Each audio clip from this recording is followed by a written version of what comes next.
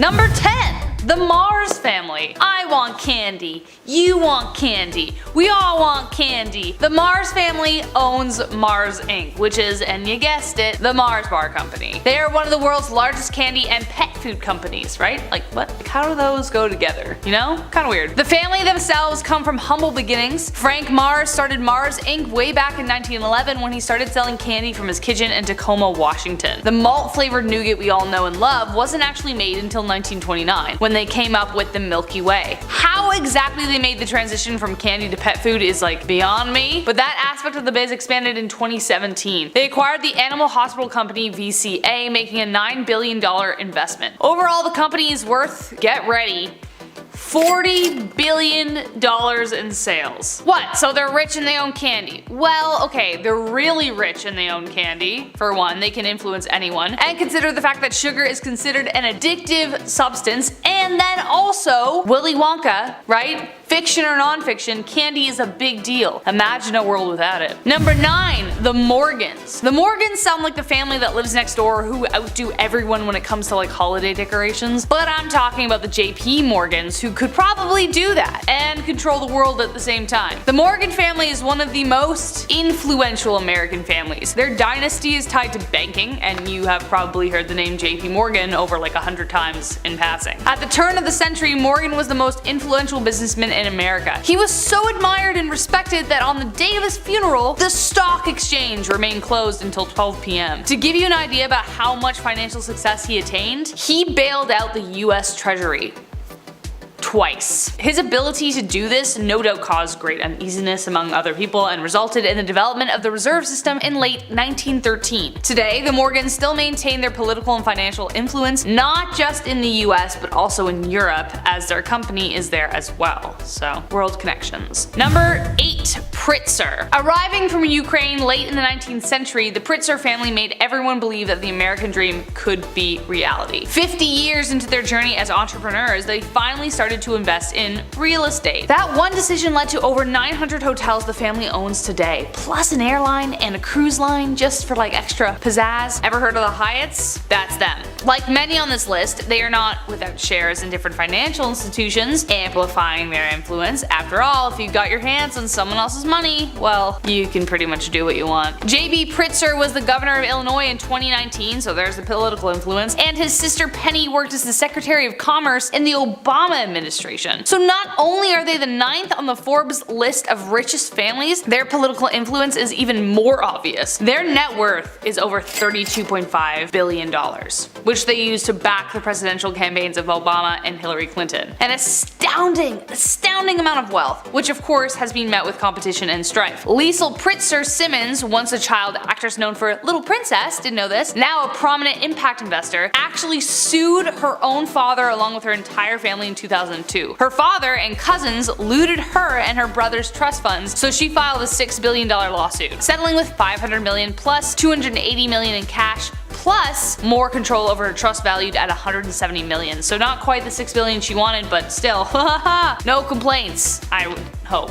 No complaints. Number 7. The House of Windsor. Whether you consider them the figureheads of the monarchy, the House of Windsor remains one of the most powerful families in the world. They are the reigning family monarchy in Great Britain, and although they may not be the richest on this list, their wealth does not simply lie in money. The Windsors reigned over the entire British Empire, which of course included the fruits of the colonial pursuits of jolly old England from years past. Their colonies, protectorates, and dominions spread across the world. They were also recognized as the official monarchy of several independent countries. Therefore, their wealth is in many pies, as it were. Along with the fanfare that follows, people are obsessed with them. Like the whole Meghan Markle thing, it's nuts. Queen Elizabeth II is the head of the family, the church, and the commander-in-chief of Great Britain's military troops, along with performing her duties as supreme ruler of 15 autonomous countries. Fun fact, this is a fun fact, my grandparents met her twice at the Queen's garden party, and they said hi, and she's very queenly, and that was all I really found out about that. But that was cool. Number 6. Rockefeller. John Davidson Rockefeller may have picked up a few tricks from his dad when he started his American empire. Son of a con man, Rockefeller bought out several owners of Cleveland's largest oil refinery in 1865. Then he just kept going, buying out competitors left, right, and center, which led him to take over 90% of America's refineries and pipelines. But beneath beneath all that success were dubious dealings with corporate spies, secret railroad deals, bribery, leading the US attorney to sue Standard Oil after this came to light. However, the trial only resulted in the company breaking off into 34 sub-companies and allowed Rockefeller to maintain ownership. By the time John D. died, his assets equaled out to 1.5% of America's total economic output. That's more than anybody has ever made today. Today, the 200 descendants of the Rockefeller family have a net worth of over $11 billion, which is significantly less than what they had before. Though their considerable wealth is not what it once was, their name still carries immense weight to this day. John's grandson, David Rockefeller, is the man who stirred up rumors of conspiracy in the 1950s due to his highly secretive meetings. His enigmatic behavior added to fuel to the fire towards the suspicion that the Rockefeller family seeks to gain or maintain control of the world. Number 5. The House of Saud. I feel like if you even have your baby toe dipped in oil somewhere in the world, in a metaphorical sense of course, you can control the world.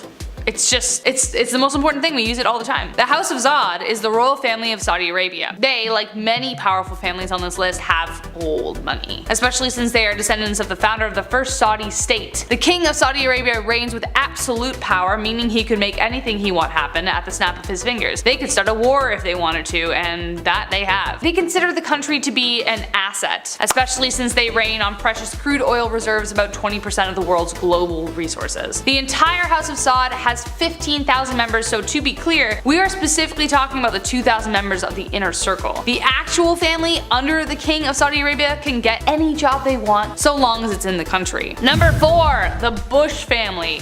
Yup, we mean that one. Of course, you would expect the families on this list to have political connections, otherwise, how else would you rule the world? Their family has made it into the political offices for over 70 years, with good old G.W. Bush being the 43rd president. But of course, we must discuss a pretty seedy scandal. Documents finally declassified in 2003 revealed that Prescott Sheldon Bush had dealings with the German army during World War II. The Guardian reported in 2004 that Prescott worked for and profited from companies closely involved with the German businesses that financed the man who rhymes with Hitler's rise to power, meaning he could have been prosecuted for providing air and comfort to the enemy that killed millions of innocents. Additionally, this is crazy. Additionally, he continued his support after it was revealed what the Yahtzees were doing, and you know what I mean by Yahtzees, I just can't say it because YouTube, censorship. Ugh, I hate it. But anyways, the documents even imply that the US knew where the camps were and could have disabled them long before they were finally discovered. Number 3. Rothschild. The conspiracies surrounding this family appear to me never ending, and some of them may be right. After all, the possibilities are endless when you carry that much influence in your wallet. The Rothschilds are one of the most wealthy families in the world, and their legacy goes all the way back to the 17th century. That is the oldest money I think we have on this list. Mayer Amschel Rothschild established a banking business back then and became the personal banker for the German royal families. His 5 sons then took the business and expanded it into London, Paris, Frankfurt, Vienna, and Naples. British and French war efforts have relied on their funding, including the Napoleonic Wars in 1803 to 1815. This family literally had a hand in the success of war. If that's not power, then I don't know what is. Though their business remains in control of banking, they also have hands in real estate, oil, and construction, so basically everything around us. Number 2. The Murdochs. No, I'm not talking about the Canadian classic everybody watches on a Sunday that's been running forever, Murdoch Mysteries. How are ya? But same name. To say the media plays a huge role in every part of our lives is an understatement, even to say that. It's at the rate we consume media on our phones, on the subway, on the street, TV, computer, on headphones. You'd have to head to the Alaskan Triangle just to get away from it, which is why the Murdochs are so damn powerful. The Murdochs control several broadcasting networks, their reach stretching across 3 continents. So needless to say, their influence has very little borders. Their imperialism began in Australia by a political reporter for the Melbourne papers, Keith Murdoch. Keith climbed his way up to editor, and after he figured out how to double the sales, he became CEO. His son Robert followed in his footsteps as a reporter, and together they formed the News Corporation, which held the power of Australia's media in the palm of their hands. But the corporation now owns 20th Century Fox, Fox News, MySpace, and Dow Jones, plus I think a few more. However, there is no fame without scandal. In 2011, the News Corp was prosecuted for illegal phone tapping of celebrities, the royal family, and even bribed police and special units. People thought that maybe, I don't know, like maybe this should topple the entire empire, but it didn't. It remained standing, and who knows what's happening behind the scenes. And last but not least, number 1, the Waltons. And hitting in at number 1 on the Forbes list of America's richest families, we have the Waltons. Their net worth being $247 billion.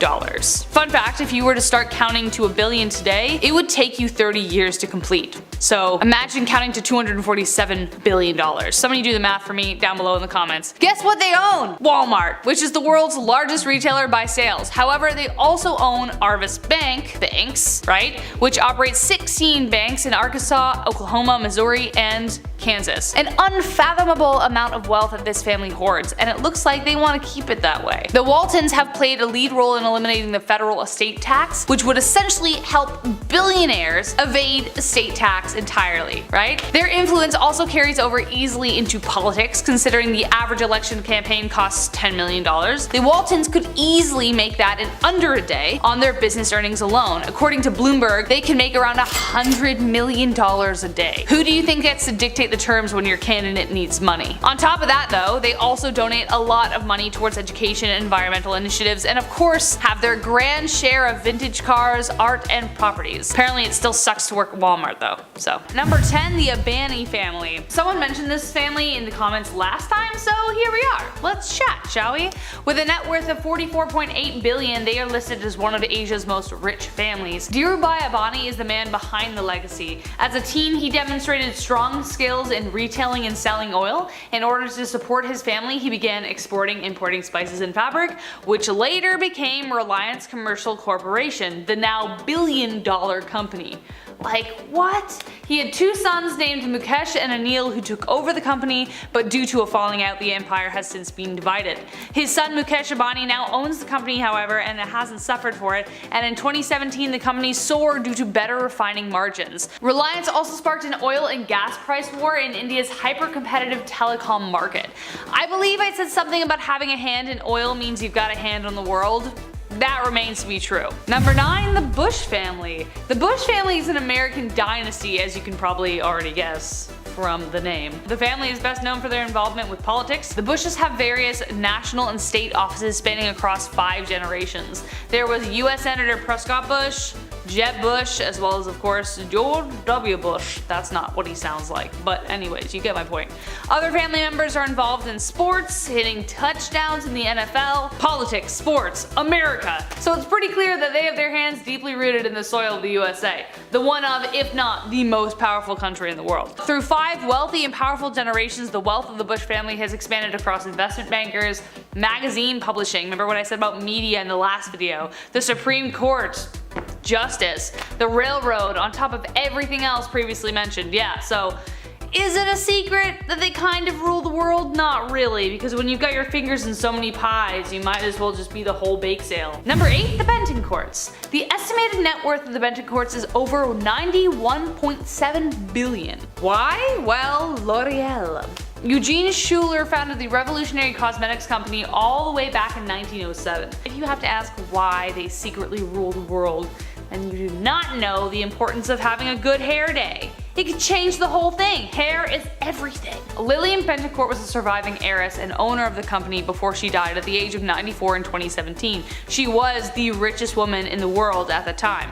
Francoise Bentoncourt Myers is the granddaughter of the founder who continues a rich legacy. She profits from the 33% stock in the company and now serves as the heiress to the fortune. In between revolutionizing the hair game, the family continues to support French progress in the sciences and the arts. They also donated $226 million to help repair the Notre Dame after the massive fire, if you recall. So, yeah, they have a lot of money. People love their hair. What a world. Number 7, the Buffetts.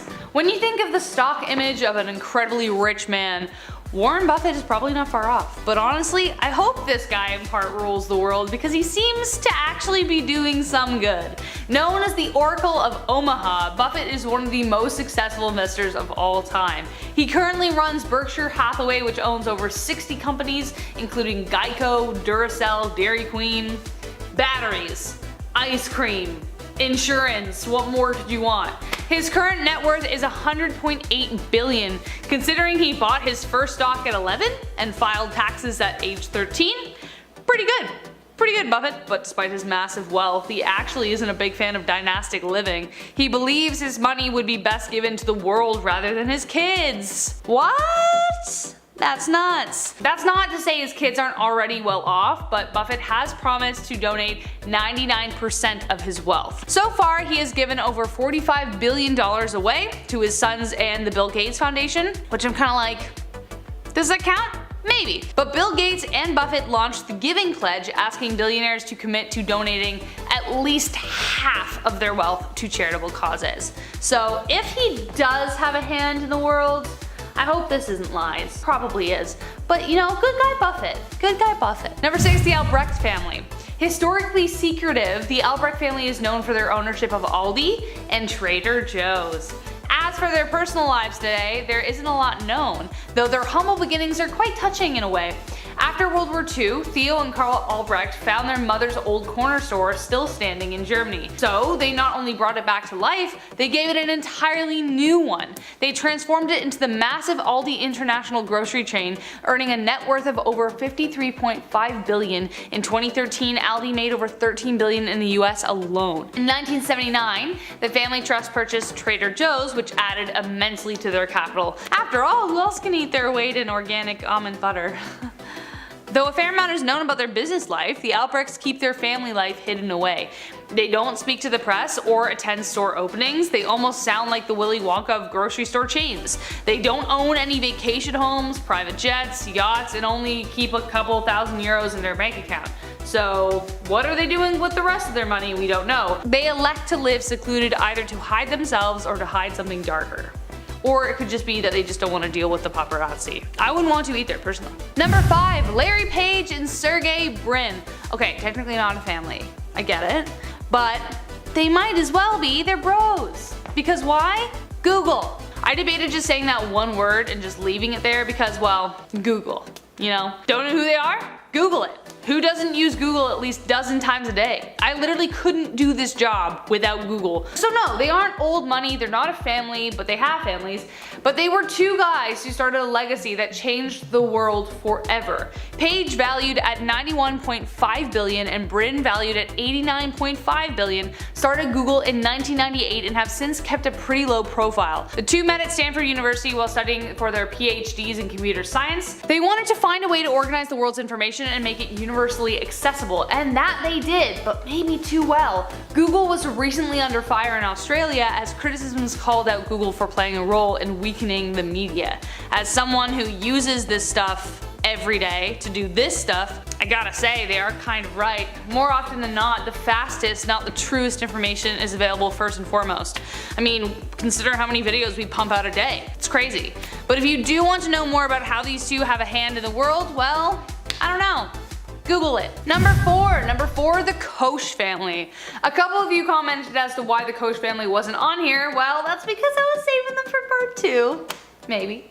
Fred C. Koch started America's largest private company when he co-founded the Wood River Oil and Refining Company in 1940, which would later become Koch Industries. Then it was just a bunch of nepotism after that, though there was a power struggle between the brothers Frederick and Bill. Their stakes were bought for over $800 million in 1983. Fred Koch's son, Charles, still remains the head of the industries today. There is, of course, controversy over how the business began, specifically to do with the Soviet and German powers at the time. That's right. The Koch family business is entrenched in what was the Third Reich. They built a refinery to fuel German warplanes during World War II. Even worse, Charles Koch, Fred's son, financed publications of Holocaust denial literature during the 1960s and 80s. I wonder why he would want to do that. Fred Koch also did dealings with Stalin, although after his experience with that guy, he was totally anti-communist. Makes sense. It seems the Kochs began with a mind for business over humanity. The question is, with that much accumulated wealth today, are they still willing to deal with anyone no matter the cost of human life? Or do they just want to make a buck? I don't know. Number 3, Bill Gates. Good guy, Bill Gates. The man teens refer to when they are trying to convince their parents it's a good idea to drop out of college or high school. Gates was actually an excellent student. He worked hard, exceeded in every subject, but when he got to Harvard, the only reason he dropped out was because he could pursue a business with his partner, Paul Allen, to build Microsoft. Yeah, that's right. the Microsoft. His venture worked out, and between 1995 and 2008, Bill was the richest man in the world. Unlike some other suspicious members on this list, Gates may actually be ruling the world with some kind of kindness behind him. He stepped down as chairman of Microsoft in 2014 to work on more charitable efforts through the Bill and Melinda Gates Foundation, and as I mentioned before, the thing with Warren Buffett. Yeah, if he does rule the world, I'm not cool about it, but I'm optimistic. Number 2, Elon Musk. Okay, of course Elon Musk is gonna be on this list, especially since you know he's a dad now, so technically that's a family. And he's also got like 6 kids from another marriage, a whole bunch of stuff. So it's a family now. It's a family. While Musk himself is one of the wealthiest people in the world, I think he's the 2nd on the Forbes list, his family didn't start that way. In fact, his mother at one point had to work 5 jobs just to support him. Even though Mae Musk is now known as the oldest woman to star in the CoverGirl campaign, she was actually struggling for a long time. When Elon was just 10, he taught himself how to code, and from there grew into the founder of Zip2, PayPal, SpaceX, and is now the CEO of Tesla today. Since March 2020, his fortune jumped by 514%. I wish my bank account would jump that high. Oh my god, do you know how much that is? That's $126.4 billion. When humanity begins to live in space, you can almost guarantee that Elon Musk is going to have some part of his name on that ship. His company, SpaceX, has already made massive steps towards space travel, including his BFR, translation, Big Falcon rocket. It is supposed to be a 31-engine rocket capable of carrying 100 people to space, a part of his goal to get humanity to Mars. Not only is he absolutely loaded, but Musk's legacy may very well have a hand in the survival of the human race beyond the planet Earth, so never mind ruling the world, this man could rule the stars. Coming in at number 1, Jeffrey Bezos. Jeffrey Bezos. Jeffrey Bezos. The Bezos family is easily becoming, if it hasn't already, a new legacy, with Jeffrey Bezos at the helm. Though he was married prior to 2019, even his ex-wife Mackenzie Scott has a net worth of over $57 billion from her stakes in the Amazon company, which I think is just like 4%. Bezos has 16% stake in his entire company, and he's the richest man in the world. That just goes to show how crazy successful Amazon is. Bezos founded the e-commerce giant Amazon in 1994, which started out as an online bookstore. Now it is the go-to place to get that thing you're not sure you need, but buy anyways at 3 AM so you can have it the next day. Yeah. It boomed throughout the pandemic, growing by 38% in revenues in 2020 because everyone was stuck at home. Where were they gonna do their shopping or get their Christmas presents? The company earned $386 billion in revenues that year. Though he did say he would give $100 billion to feed America, the Amazon company came under scrutiny during the pandemic for its poor treatment of their warehouse workers. On top of being a master of e-commerce, Bezos now owns the Washington Post and Blue Origin, an aerospace company developing commercial use rockets, so kind of like Musk. As we know from the previous video, you control a part of the media, you control a part of the world. So honestly, considering how popular Amazon is, he's got us hook, line, and sinker. Starting us off at number 10 is Rightful Heritage. Richard III was a big player in the game. He was a protagonist during the War of Roses and was a King of England and Lord of Ireland from 1483 till his death. Back in 2012, over 500 years after his death, his remains were found in a Leicester parking lot. His original tomb was removed during the English Reformation, and people just assumed they had been thrown in the River Soar, but they were wrong. Through radiocarbon dating, the University of Leicester confirmed the corpse was Richard III, but his mitochondrial DNA didn't link him to any maternal relatives, meaning any descendants of his sister Anne of York, and there was no match whatsoever, meaning at some point in the royal bloodline someone had a secret affair with somebody, which means that there were so many kings and queens that came after them that probably did not have the right to rule, including Queen Elizabeth II. And even looks-wise, all his portraits depicted him as brunette with dark eyes, but DNA revealed he was actually blonde with blue eyes. So I mean, major T there. Which one of y'all's treated? Coming in at number 9 is The Secret Son. King George V was the king of the UK and British dominions, as well as the Emperor of India from 1910 till his death 25 years later. He married Mary of Teck back in 1893, and their youngest son Prince John developed epilepsy at the age of 3. Now the couple thought this diagnosis brought great embarrassment to the royal family, so they hid John at Sandringham House in Norfolk. Anytime he came into town to visit the doctor, doctor, the blinds would be fully down so no one knew who he was or where he was. The family excluded him from most of their biographies and photos, so he lived a quite lonely, secluded life. His seizures ended up getting worse as he got older, and he died at the age of 13 to the devastation of his parents. His brother, on the other hand, said he was relieved the animal was dead. His illness was only made public after his death. And I feel like this whole thing was so sad. First of all, your brother's a prick. Secondly, were your parents that devastated since they just left you hidden? This is so sad. Prince John. Prince John. At number 8, we have Princess Diana's depression. Now, it's not new information that Prince Charles and Diana had a tumultuous marriage. In audio tapes aired originally on US television back in 2004, Diana talked about how unhappy she was within the marriage, her struggle with depression, and her multiple suicide attempts. She explained how she threw herself down the stairs when she was 3 months pregnant with Prince William, landing at the feet of the Queen. In regards to her depression and suicide, Princess Diana explained, "I was trying to cut my wrists with razor blades. We were trying to hide that from everybody. I was just so desperate." She also talked about having bulimia and that the eating disorder started after Prince Charles put his hand on her waist and said, "A bit chubby here, aren't we?" How rude! Whose husband says that to them? If that was my husband, I would have pushed him down the stairs. And producer Chris was like, "That's just frightfully rude." It is indeed. And of course, after her death, we knew she was unhappy in the marriage and had finally found happiness with Dodi Fayed, but I don't think people knew the extent of how bad things actually were behind closed doors. Like, I